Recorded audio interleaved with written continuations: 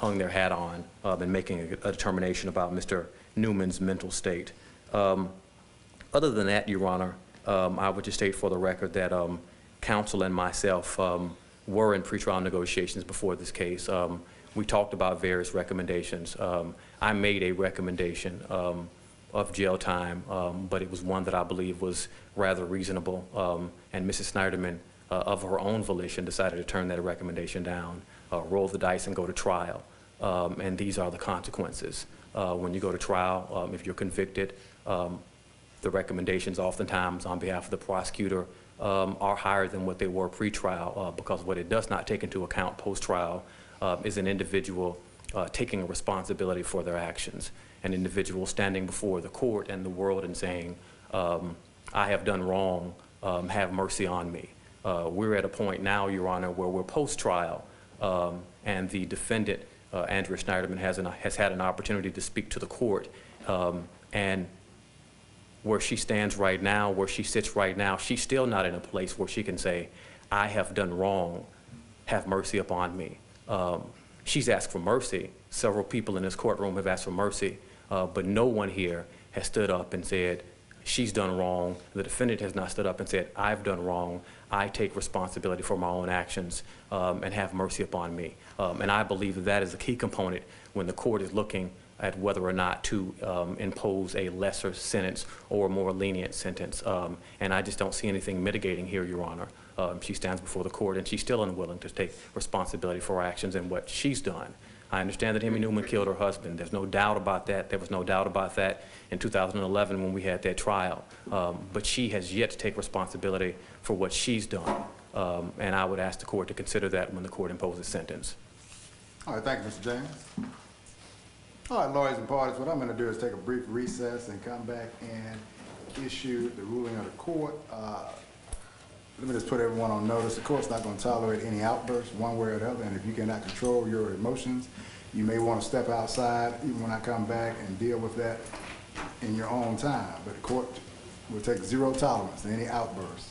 No clapping, screaming, no outbursts whatsoever. Deputy Gear, we're going to be on a brief recess. All rise.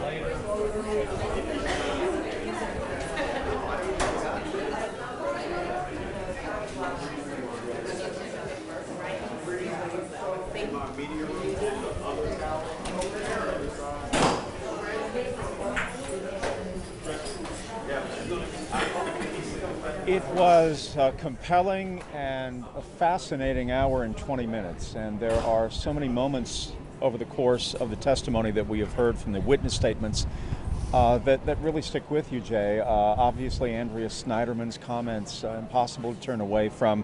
Herb Greenberg, her father, and Steve Sneiderman, who leveled a blistering, seething statement on his former sister-in-law. That is right. Melissa, we're going to send it back to you in the studio while the judge takes a brief recess, and we will be back when he continues with the sentencing.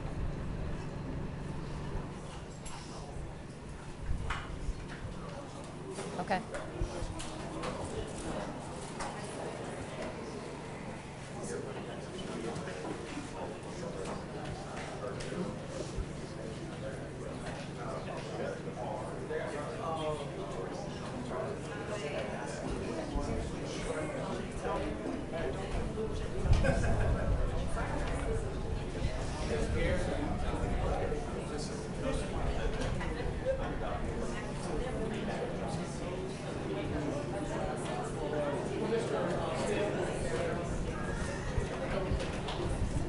And we sit here having no idea what Judge Adams will ultimately decide just a few minutes from now, which is why we heard from all of those people, including Andrea Sneiderman. And it was certainly a very different Andrea Sneiderman. The last time we heard from her was at the first trial, when she even says that she was embarrassed to see that video of herself, that she was defiant and fighting back, and that she is not that person. That is not who she is. Some of the things she said is that she should have quit her job. She should have hid from Hemi Newman, but she believed he controlled her career. She did say allowing him to get close to her emotionally is a betrayal, but she insisted on the stand before Judge Adams that there was no sexual relationship between the two of them.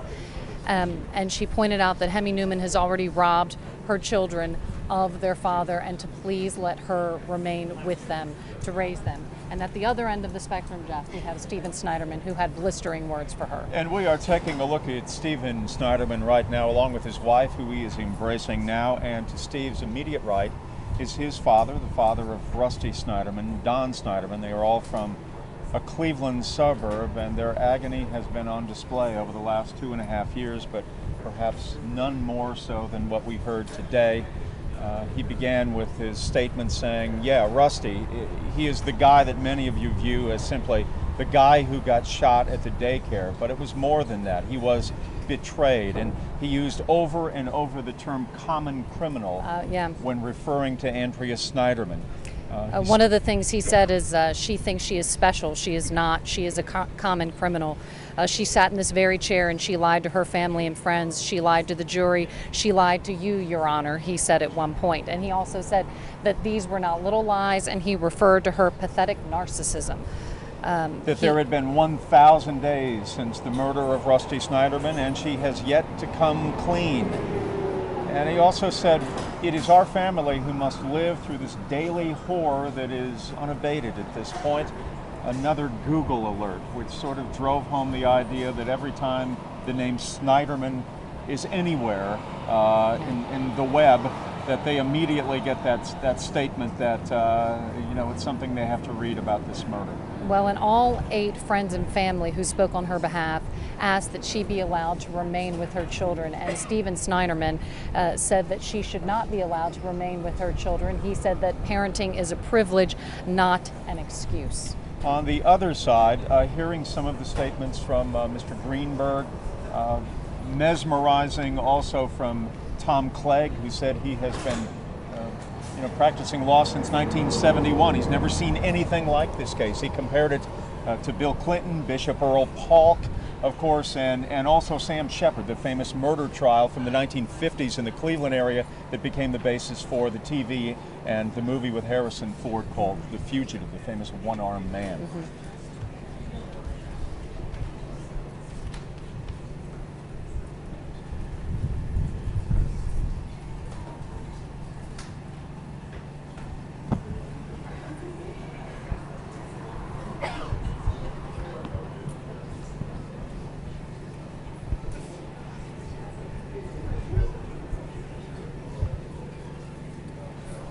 Geez, you guys just came over here. You didn't expect all of this, did you? Yeah. Yeah. No, that's what I thought was going to happen, yeah. Did it? Well, apparently not. John, Okay. John, can you put that on channel 11? It's too distracting. The judge is coming back? Oh, I got a hard wrap in my hand. That's why I threw back to Melissa. I did hear it, but I thought it was misappropriated. So. Guys, it was because somebody said a hard rap in my ear, so I did.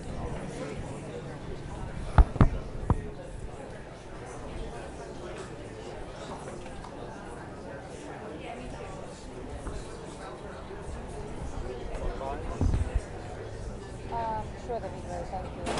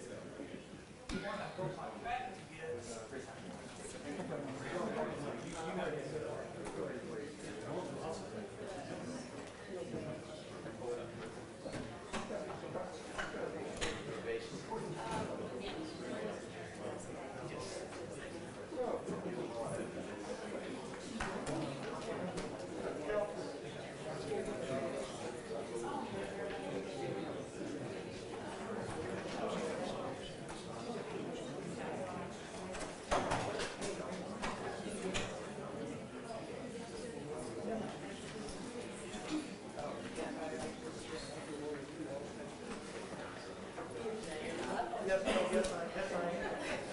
Yes, I am.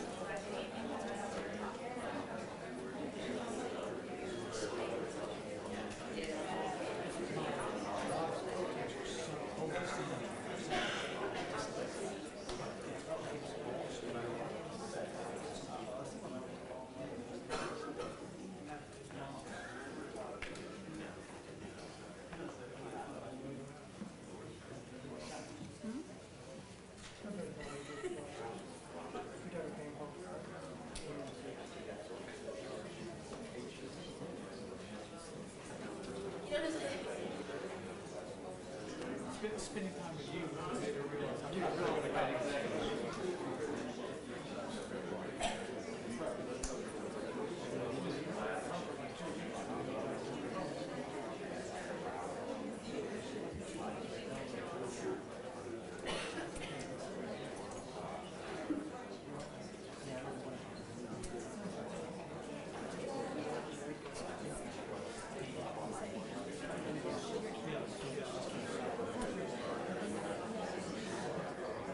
Yes.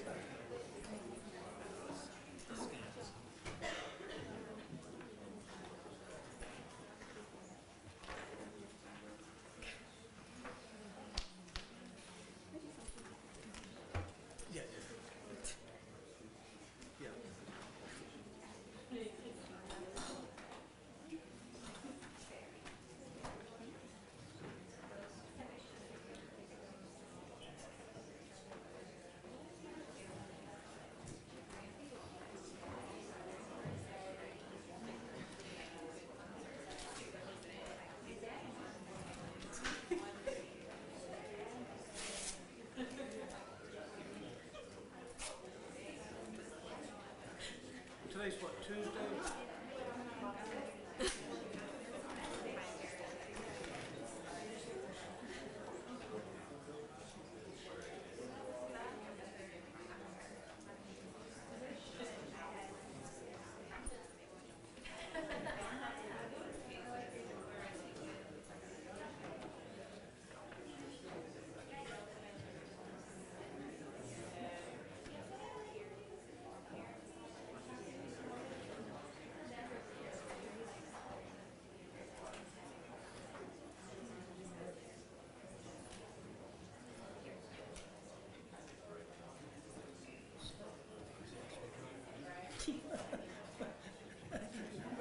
We're ready. It is true. It is true.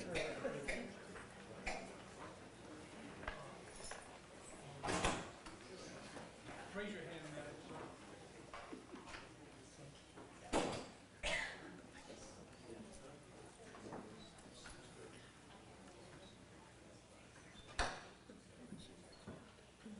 Please.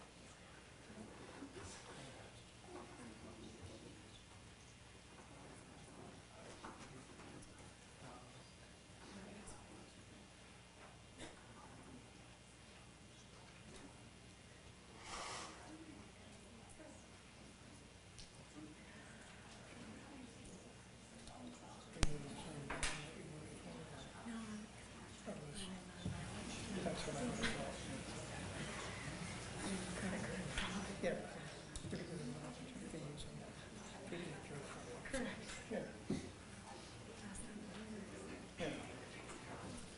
I'm actually kind of wondering, I was thinking maybe yeah, that's kind of what I was, yeah. What is it?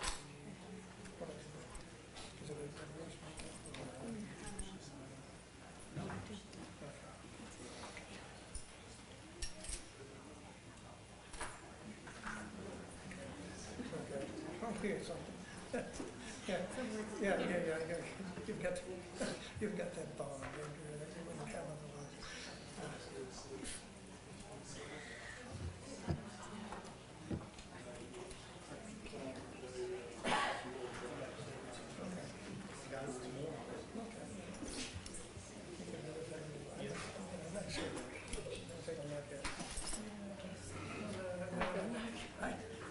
I'm saying no, but I'd be different.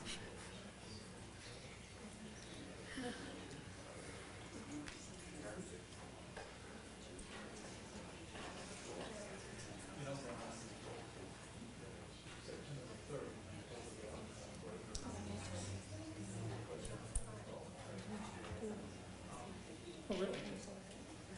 Oh, okay.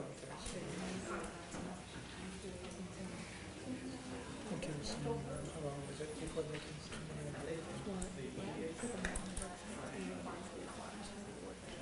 Okay, so you can go to another. All right. Hi, good morning again. You may be seated. All right, good morning again, ladies and gentlemen. Kelly, we're back on the record. Ladies and gentlemen, as I indicated, the court will not tolerate any outbursts one way or the other. If you do not feel as if you can control your emotions, you may want to step outside. This is zero tolerance. I'll give you a moment to remove yourselves if you wish. You can stay if you wish, but you don't have to.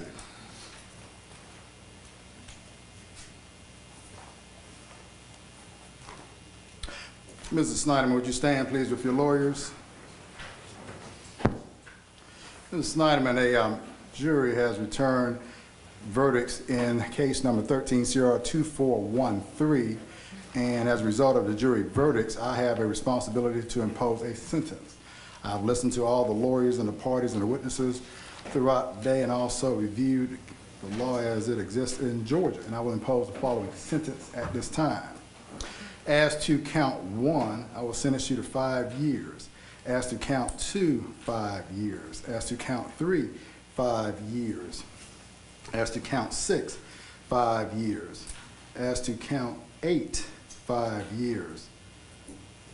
Counts 9, 11, and 12, which is the perjury counts, you were found guilty on those counts, but those counts were merged as into count 6.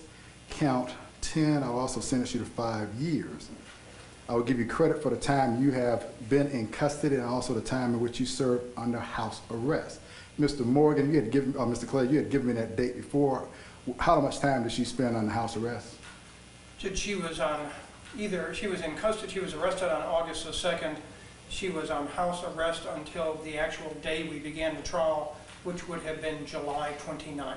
So she was either in custody or on house arrest from August 2nd of 2012 until July 29th of this year. All right. I will give her credit for that, Dana, for that time, and this will be 5 years to serve on each of these counts. I will run them concurrently. I'm not going to run them consecutively. I will run them concurrently.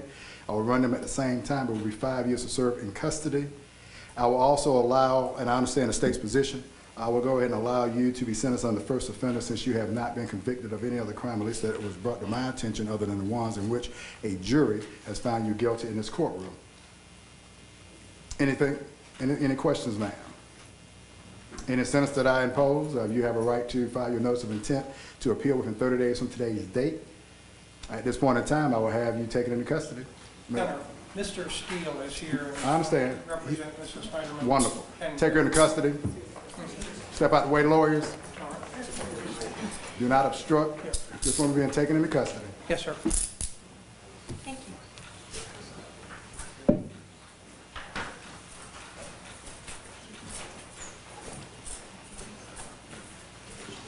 Anything else for the record from the state? No, Your Honor. From the defense? All right, court's in recess. All rise.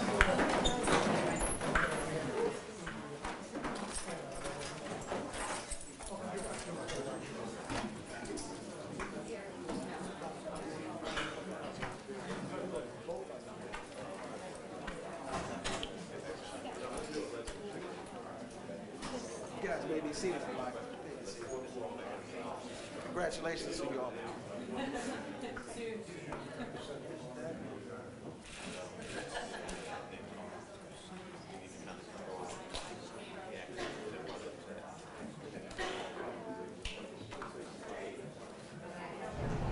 Yes, we can hear you. That's right, 5 years concurrent to be served in custody. He sentenced her to 5 years on each of the charges, with the perjury charges being merged into one. And then after he sentenced her, said that will be served concurrent. And she was given credit for time served? That's correct. And it also makes you think back to the plea bargain that was offered a couple of weeks ago, and you wonder about the merit of that now as you look at this 5-year sentence that she must serve in jail.